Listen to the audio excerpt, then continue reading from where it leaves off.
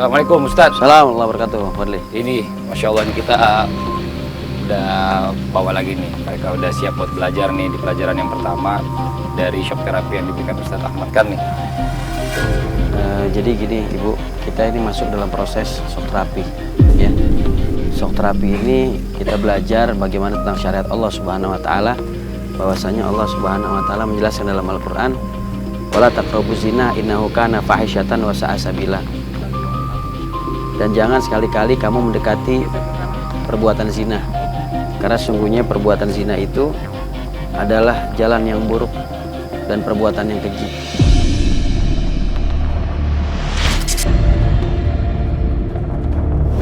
Ya.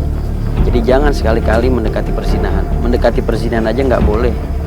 Perpegangan tangan laki-laki dengan perempuan yang bukan mahramnya, apalagi sampai mencium atau memeluk yang bukan mahramnya, apalagi sampai melakukan perbuatan zina yang diharamkan di dalam syariat Allah Subhanahu wa taala.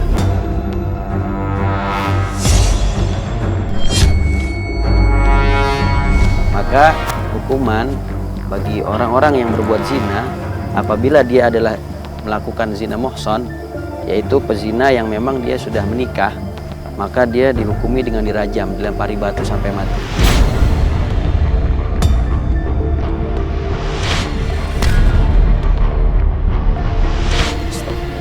Dilempari batu-batu kecil. Kenapa tidak langsung dilempari batu besar?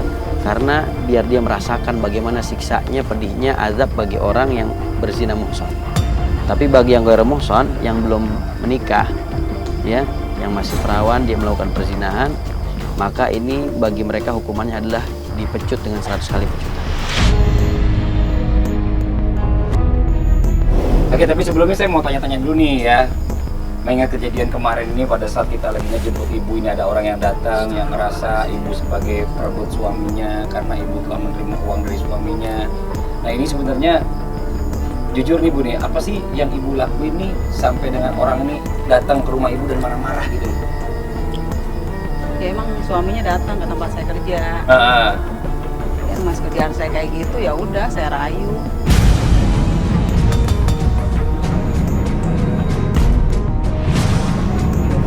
Kerjanya apa sih Bu?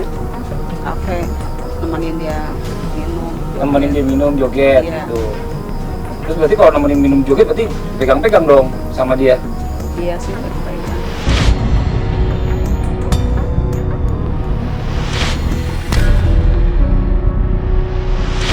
Terus pernah nggak ada sampai kejadian yang lebih dari itu Bu? Ya pernah, saya dibawa ke hotel tuh sekali.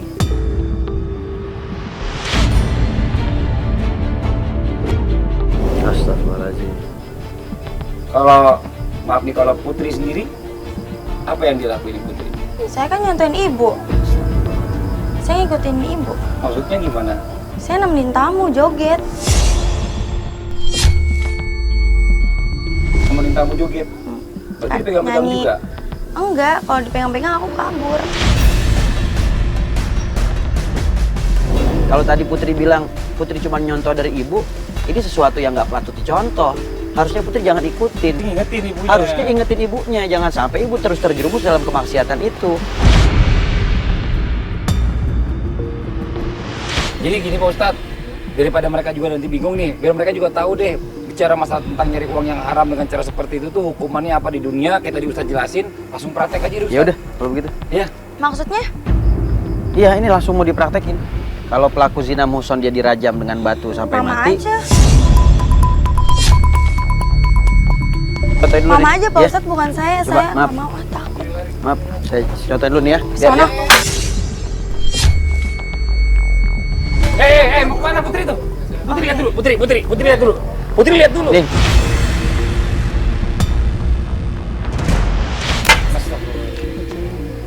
Astagfirullahaladzim. Aku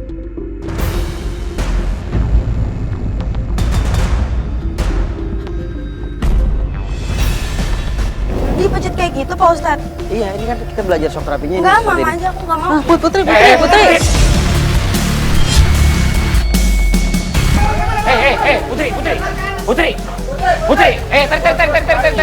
Tarik. Tarik mau kemana? Saya nggak mau Mas. Tapi kan Putri harus belajar, Putri harus tahu. Putri harus ngerti Ya Allah, apa yang Pak perlu Ustadz, dicontoh, kayak mana gitu yang banget, perlu Pak Ustadz. dicontoh.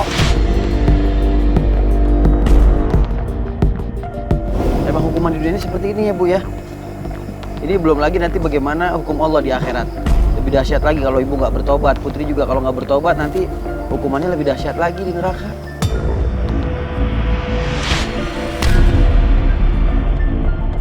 Oke, ini sekarang siapa yang mau duluan nih? Ibunya apa anaknya duluan nih? Mendingan mamanya duluan. Ah, enggak, Put. Enggak, Putri. Enggak sih, Put. Enggak, Putri Mama, aja, Put. Mama aja duluan. Enggak, gitu. Putri aja ah. Ini dua-duanya aja Pak Ustadz ya. Putri sini deh, Putri. Tarik, ayo pakai santai. Ayo, pegang. Ya. Enggak, Pak Ustadz, saya Kamu nggak mau. Ya, sini, pasang sini. Ya. Biar nggak ngeliat pakai tutup mata aja, pakai tutup mata. Pakai tutup mata aja dulu ya. Dulu pakai tutup mata. Masa saya Pak dicambuk Ustadz, saya nggak mau, Pak Ustadz. Gimana Nggak sih mau, Bu? Pak. Putri nggak mau dicambuk tapi perbuatan yang begitu dilakuin terus. Saya nggak mau dicambuk, Pak Ustadz. Pak Ustadz, lepasin, Pak Ustadz. Bu, kalau ibu nggak mau dicambuk, ibu jangan pernah mendekati permasalahan seperti itu, Bu. Nah sekarang ibu ngelakuinnya mau Putri ngikutin ibunya. Sekarang dua-duanya nggak mau dicambuk, terus mau gimana dong? Hah? Enggak, saya nggak mau dicambuk, enggak. Ayo dah, bismillah.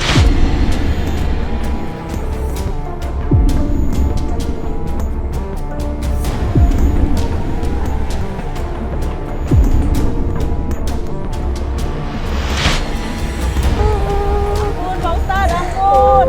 Ampun, Pak Ustadz. Sakit, Pak Ustadz. Buat tuh ibu ya, benar. Ini perumpamaan dan tadi dipukul pelan banget. Ya. Apalagi nanti di akhiratnya Allah yang diterima Putri sama ibu tuh, nauzubillah, sangat dahsyat sekali pasti perbuatannya. Tenaga malaikat bukan kita, bukan tenaga manusia. Fadli, kayaknya mereka berdua udah benar-benar shock deh. Jadi kalau menurut saya biar dibawa santri buat istirahat dulu biar pada tenang. Nanti kita udah siapin proses shock terapi berikutnya. Mudah-mudahan mereka bisa merenungi perbuatan yang mereka lakukan dan bisa meninggalkan perbuatan tersebut. Amin. Ya, Ya, Bos. ayo santri boleh dibawa istirahat.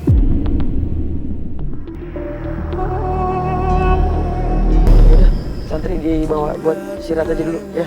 Masih ada proses berikutnya. Putri, ibu merenung ya. Waktu terhenti tak kau sadari. Putri, ini namanya proses zikrul maut, mengingat kematian ya, muzakaroh. Jadi Putri di sini sudah dikafanin. Setelah ini Putri akan kita bawa ke liang kubur. Nanti Putri akan mendapatkan banyak pelajaran ya, dan Putri banyak istighfar, mohon ampun sama Allah. Cuma sebelumnya saya mau tulis dulu di sini ya. Innalillahi wa inna ilaihi raji'un.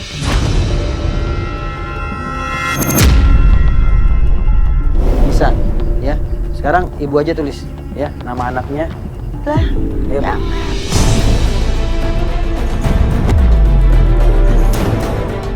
Nama anak siapa, bininya siapa, lahirnya kapan? Udah, Pak Ustadz jangan ditulis ya.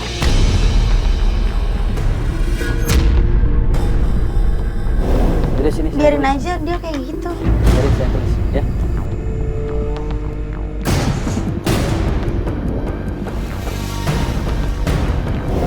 Mau wafat kapan? Nggak mau.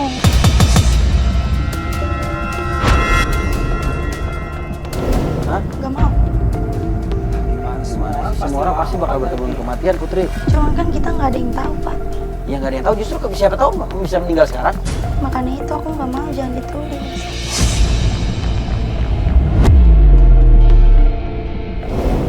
Yaudah, kalau emang dia nggak mau tulis, mau Fadli.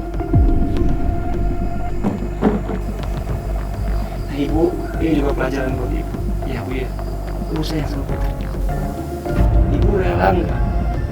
Seandainya harus Putri yang meninggal duluan, tapi ibu gantikan posisi Putri. Ibu rela.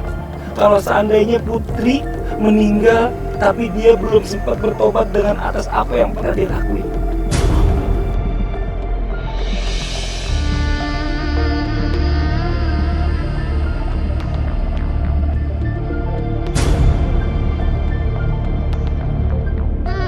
Putri, cepat atau lambat kita bakal bertemu dengan kematian. Bu, bahkan ulama menjelaskan, seandainya kita melihat jenazah ketika dia sudah dikafankan mau dikuburkan, dan jenazah itu dia bangun bisa berbicara seketika, menjelaskan bagaimana yang namanya sakaratul maut, maka niscaya manusia itu akan menangisi dirinya sendiri dan melupakan jenazah yang ada di hadapannya.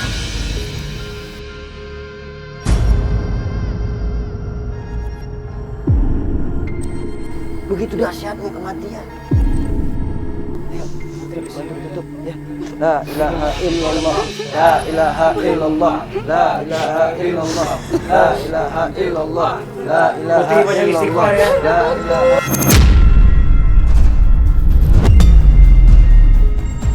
La ilaha illallah, la ilaha illallah. La ilaha illallah, la ilaha illallah, la ilaha illallah, la ilaha illallah, la ilaha illallah. La ilaha illallah, la ilaha illallah, la ilaha illallah, la ilaha illallah, la ilaha illallah, la ilaha illallah, la ilaha illallah, la ilaha illallah, la ilaha illallah, la ilaha illallah.